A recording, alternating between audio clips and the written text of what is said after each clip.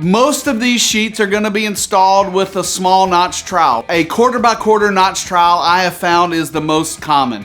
Just be careful, do a couple of test sets and make sure the thin set is not coming up into the grouted area between the stones. That can make a really big mess, and because these joints are very irregular, it's going to be hard to clean. Okay, now that you've got your mortar on the ground, you still are gonna have to play with this stone a little bit, especially if you have one of those loose sheets like I showed you before. The stone moves around a little bit. Once you kind of flop it into place using whatever technique you like best, just be careful the sheet doesn't fold under and you're pulling thin set up.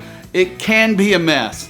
But once the sheet is in your mortar ridges, then you want to make sure you get a full bond. So you're taking your grout float or a beating block and you're really pressing those stones in there because you want that bond to be really solid. And since these stones are mounted to a mesh, you don't want the mesh to hold the stone down, you want the mortar. Pull up a couple of those pieces, just take a look at the coverage, make sure you've got mortar coverage on your stone. If you have some stones that fall off during the process, just stick them back down.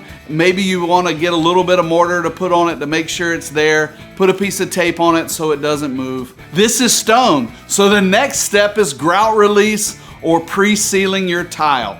No matter what grout you're using, odds are the stones or river rocks or pebbles are porous and it will suck up the pigment in your grout. So you want to make sure you're doing a good procedure on using your grout release or pre-sealing your tile. If you need to know how to do that, I've got a video. Now you're ready to grout.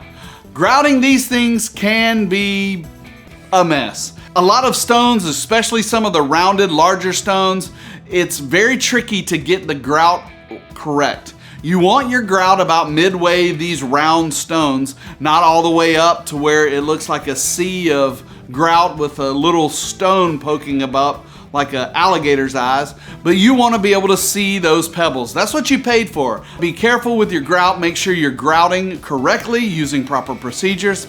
Once again, there's a video on the channel for that also. You're getting that grout from the top of the stone all the way down to the substrate, packing it in tight. Then follow your normal grouting procedures.